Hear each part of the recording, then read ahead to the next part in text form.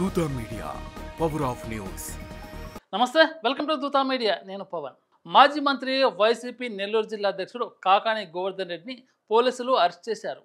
55 రోజులుగా పరారీలో ఉన్న కాకాని ఆచూ కోసం తీవ్రంగా గాలిస్తున్న పోలీసుల బృందాలు ఆయన బెంగళూరు సమీపంలో రిసార్ట్లో ఉన్నట్లు సమాచారం అందుకున్న పోలీసులు ఆయన్ను అదుపులోకి తీసుకున్నారు.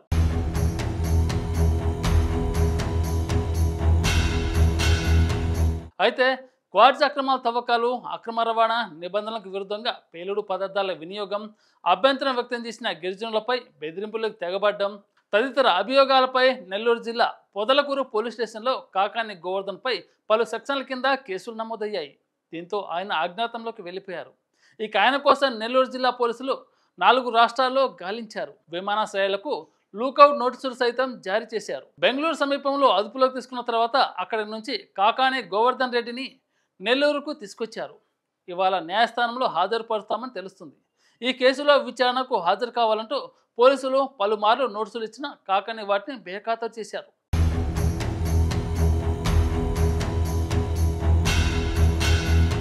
తనను నిందితుడిగా చేర్చిన తర్వాత ఇక అరెస్టు తప్పదని గ్రహించిన తర్వాత పరారైపోయారు.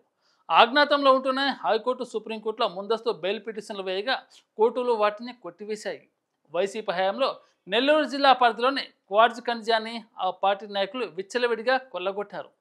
ఆ క్రమంలో మంత్రి హోదాలో కాకాని కూడా తన నియోజకవర్గం పరిధిలోని పొదలకూరులో మైన్ ఆక్రమించుకొని 100 కోట్ల ఖనిజాన్ని అక్రమంగా తరలించారని టీడీపీ నేతలు ఫిర్యాదు చేశారు.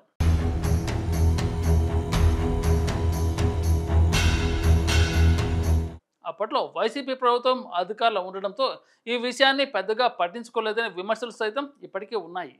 అయితే కూటమి ప్రభుత్వం వచ్చాక సోమిరెడ్డి చంద్రమోహన్ రెడ్డి టీడీపీ నాయకులు అప్పట్లో చేసిన ఫిర్యాదుతో ఈ విషయం వెలుగులోకి వచ్చింది. దీంతో రంగంలోకి దిగి దర్యాప్తు అధికారులు సుమారు 250 కోట్ల విలువైన క్వార్ట్జ్ను అక్రమంగా తరలించినట్టు గుర్తించారు. 10 మందిపై మార్చి 24న కేసు నమోదు చేశారు. కాకాణిని A4గా చేర్చారు. For more updates please subscribe దూత మీడియా.